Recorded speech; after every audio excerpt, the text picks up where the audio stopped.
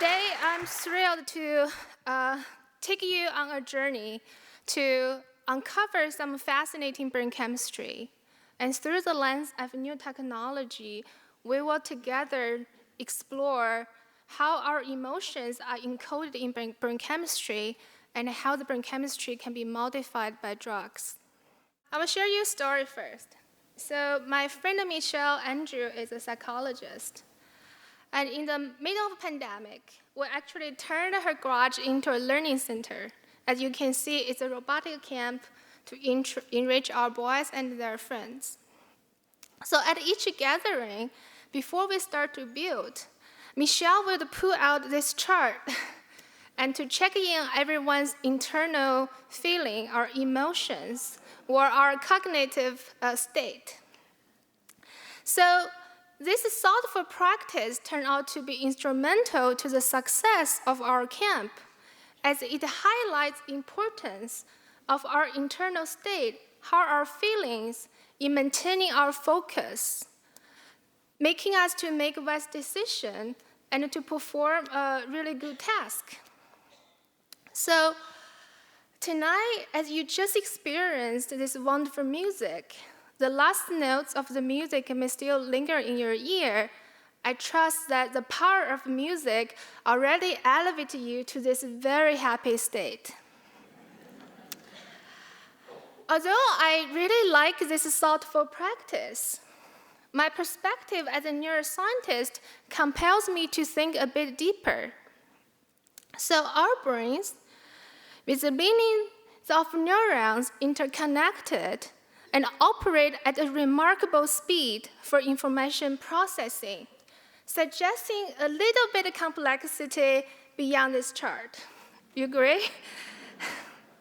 So this leads to a very intriguing question. Can we enhance our understanding of internal state, our feelings, beyond this self-reporting chart? If a blood test can really tell us with precision about our health conditions, why can't we achieve a similar precision with our emotions and our mental wellness?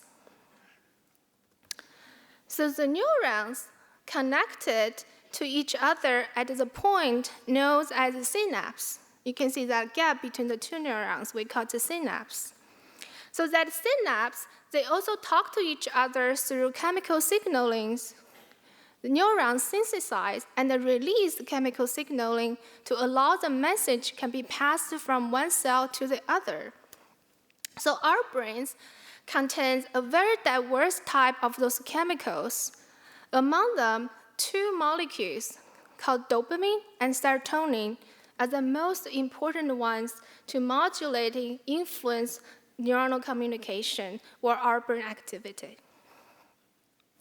So now let me walk you through one cell. This cell synthesizes dopamine, so we call dopaminergic neurons. So as you can see that this neuron, this single neuron, can really extend the axon to a very far brain region, and where it broadcasts the dopamine to many other neurons. Not just one at a time, hundreds of neurons at the same time through 450,000 synapses. Is that amazing? If we think the brain's activity is music or symphony, this specialized organization of a neuromodulatory system can actually influence the brain's music by controlling this chemical release, dopamine, the patterns in time and space. Just as a master conductor can make a difference between just okay performance and breathtaking symphony, the delicate control of this neuromodulator ensures us to experience a full range of human emotion, coordinating our emotion and behavior into a cohesive experience. If those neurons start to disappear, or they cannot control the release effectively, the brain's communication gets disrupted, which many times lead to the disease state. For example, Parkinson's disease, ADHD, depression, schizophrenia. It is not surprising that all this medication for treating those diseases are either mimic or block the action of neuromodulators. For example, in the past 40 years, the gold standard for treating depression is a group of drugs called selective serotonin reuptake inhibitors, SSRI. So those group of drugs is expected to elevate the brain-wide serotonin level. However, we're not sure if the drug is really doing the job as we expected. As consequently, it has been a very long journey for patients to navigate during the treatment. Only about 25% patients would respond to SSRI. Even they respond within that 25%, it takes a long time for the action of the drug to kick in, and many times lead to unwanted side effects. So as you see this dramatic illustration of the patient, as a scientist, I really sense the frustration and also desperation to be able to get the better treatment. So this has actually kept us at night every day. So we keep asking us, can we do better? If there's a hope. So in my research, we work to answer two major questions. We developed technology trying to understand the basic brain chemistry. We want to understand how the chemical signal in the brain determine the emotional state. And at the same time, we also want to develop a better treatment that can predict, prevent, or treating those neurological disorders more effectively. So how do we do that? We use the mouse model to study emotions and feelings, if you believe mouse has a similar emotion as us. So we can observe the behavior of a mouse using machine learning to approximate how they are feeling, like they're happy or sad, or can be surprised. So after we have the behavior, the next challenge is how do we be able to track the release events? As you can imagine, the brain is a very dark, enclosed space, right? So how do we get there? There needs to be a solution to track the dynamic of those chemicals in real time. So we borrow from nature.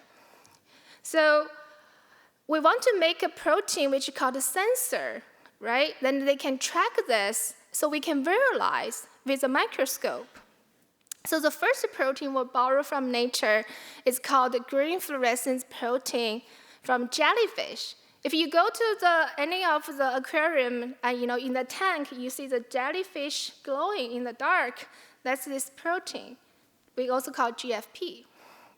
So this protein is very special because if you put this protein, if you shine a light on it, it will glow, right? So now you have something you can see, visualize as a signal. But how do we detect those chemicals? We borrow another protein called a G protein coupled receptor from human brain. So the G protein coupled receptor are natural bonding partners for those chemicals. They can latch on those neurochemical, enable the signal transduction.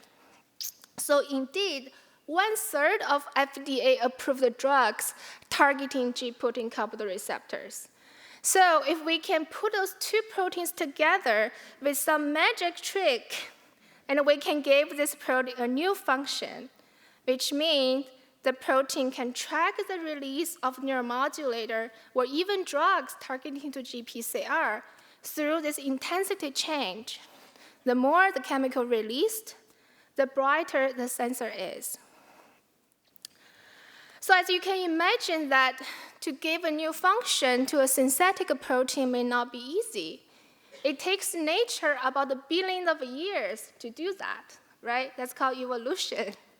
So, but in the lab, we can use machine learning again here to be able to speed up this process. So we can speed up the billion years of revolution to a few years. And sometimes if we get lucky, we can make a sensor in a few months. So once the sensor has a function we expected, now we can put them into the brain. And with a microscope to illuminate this protein in the brain, we'll be able to see the glowing of those transmitters. And if the transmitter is released, we'll be able to see the signal goes up and down. So now, please join me to hear and also see the symphony of the dopamine release detected by this sensor.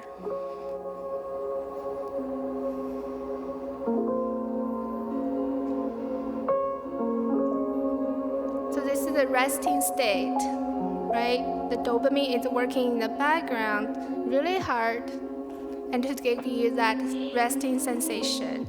And what I showed here is a 3 spot you can see where the dopamine is released. And they also release in different time, different speed, and different locations.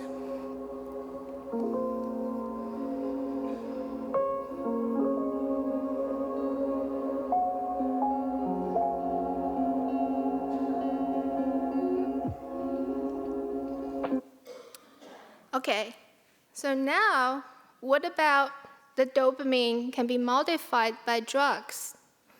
So Ritalin is the most common prescribed drug for treating ADHD, right? So we saw this drug actually can elevate the dopamine levels. Is that true? Can we visualize it? So what I'm going to show you now is how our brain responds to the treatment of Ritalin.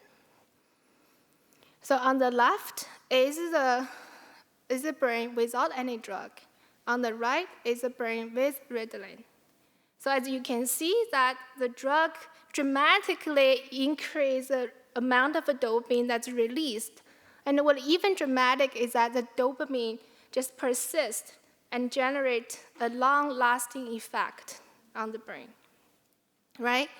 So in the past, we cannot see those events, we're just thinking, oh, maybe the drug doing is to enhance the dopamine. But now we actually can quantitatively measure this dose of Ritalin can enhance about 5-fold or 10-fold dopamine release, and the dopamine can last for seconds to minutes, right? And so it's a very quantitative way to measure how the drug does on our brain. Next, we want to see what about how the dopamine can change when there's a transition of different emotional state. So to do that, we want to make mice happy, right? So we came up with a behavior test where we wanted the mouse to be able to associate a neutral tone to a reward, in this case, a piece of cheese, right?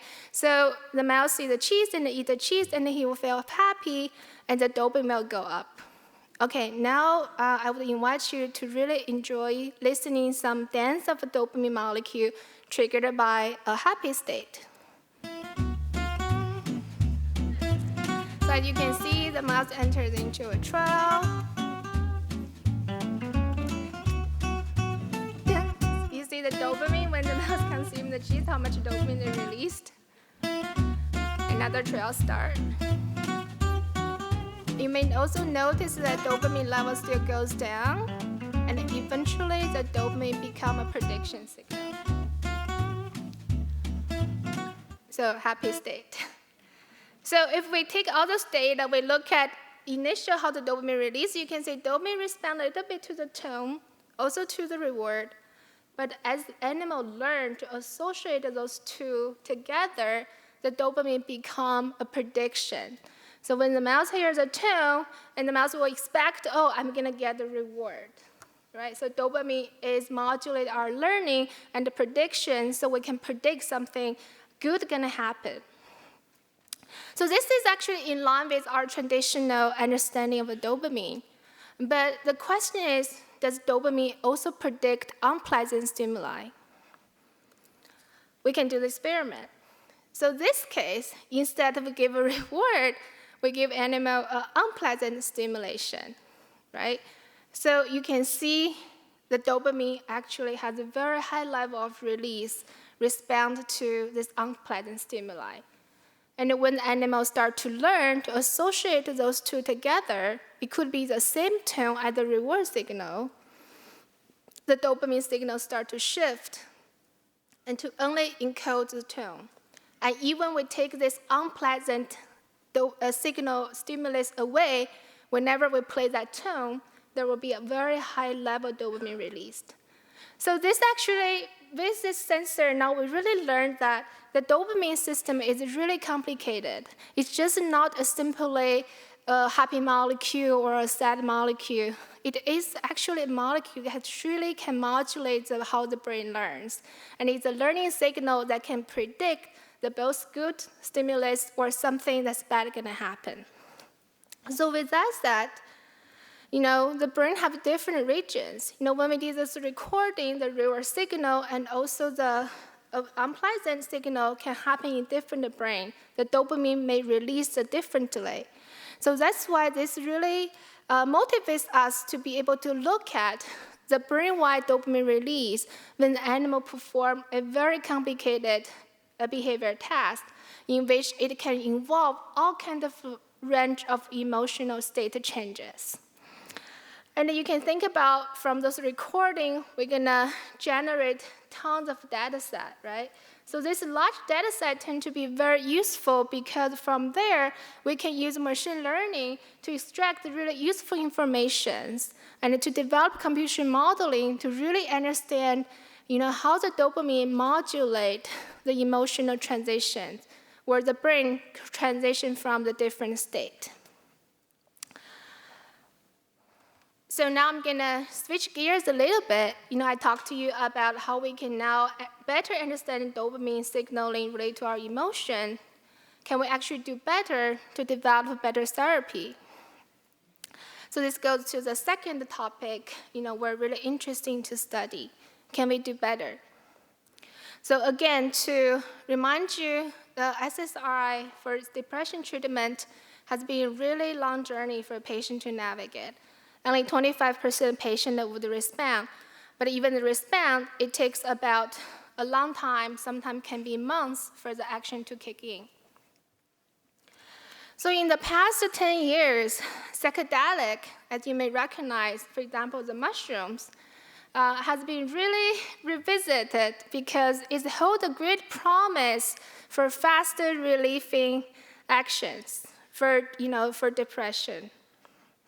However, it also comes with unwanted side effects. For example, hallucination, right? So hallucination is you see or hear something that does not exist. Where the drug provides fast-acting relief, you will also imagine, right, something that does not exist happens.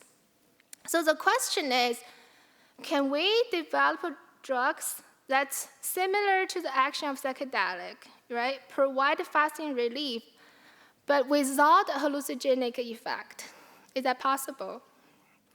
So to do that, we develop another different sensor we call Cycli, which is actually based on serotonin 2A receptor. Remember I showed you there are two proteins we borrowed. One is a G-protein coupled receptor.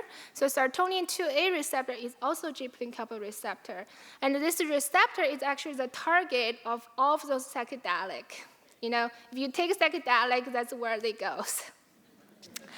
So now we use a sensor. We can look at how the fluorescence or the intensity changes. If the intensity goes up, it actually means hallucination, right? So it's not as simple as this, but trust me, the take-home message is if you see the fluorescence go up, this means hallucination. So from there, we can develop a high-throughput screening assay in the test tube to predict which drug has hallucinogenic effect, which ones don't.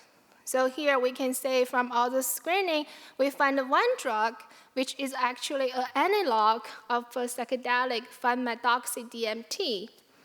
So this drug turned out from the screen, we predict it does not have a hallucinogenic effect, but instead it maintains beneficial effect, which should provide faster relieving actions for the depressed brain. So to do that, again, with the experiment, we gave some stressed animal or some animal with mutations that lead to depression, just one dose of this medication. And it's turned out that the action of this drug is really fast. It provides faster relief in about 1 day, 1 dose, and that relief can last for 2 weeks. But the most important thing is that the mouse only happy, but without imagination. so this technology really started to transform the way we develop antidepressant, because in the past, we rely on animals, right, to predict the human hallucination. So we gave a handful of drugs to the animal model, and we look at whether they will be hallucinogenic and whether it will provide a faster relieving effect. But now with the sensor, we actually can do things in a test tube. Think about how many chemical scaffold we can evaluate at an early stage. Right? We can do this at a scale. Thousands of those chemical scaffolds will be able to evaluate. We can explore a very broad landscape of those chemicals. And then from there, with the precision, we'll predict which one can provide fasting relief effect, but without hallucination. So right now, our work is really trying to bridge the gap from animal models to patient. Right? We're really hoping, with this method, when we examine a very broad landscape of chemical scaffold, we'll be able to find that one, effective drug to change the status quo of our current gold standard for treating depression. So now I would like to end the talk here, but that does not mean that our journey to develop a new treatment would stop here. As we keep developing innovative technology, our goal is to light up the release of all kinds of neuronal chemicals. There's 100 of them at one time in real time. So now I would like to invite you to use some imagination to see what it looks like when we use those different color of sensors, which means different kind of those neurochemicals. We can measure them all together simultaneously. And this way we can bring the brain from the dark side to illumination.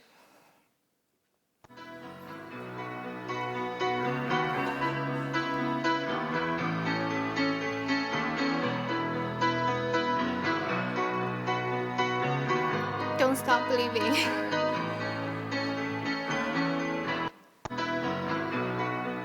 So you can imagine we'll have a very large data set we're going to collect in the near future. And this is really important for develop computational models to achieve quantitative understanding of our emotion and to link the pattern of neuroactivity to psychological definition of emotion. This way, we can be more precise with our diagnosis and develop more personalized treatment for depression. That's really take a big toll on all of us.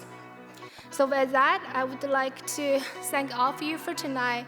Apparently, achieving this big goal requires a lot of support. I would like to thank our community and also generous donors like you to make those work possible. And I also would like to thank our communication team to help me with the presentation slides preparation. And finally, I would like a huge thank to my lab, all those young people to make all this work possible. And thank you for your attention. If you want to look at our work, please check out this brand new website and follow us on Twitter. Thank you.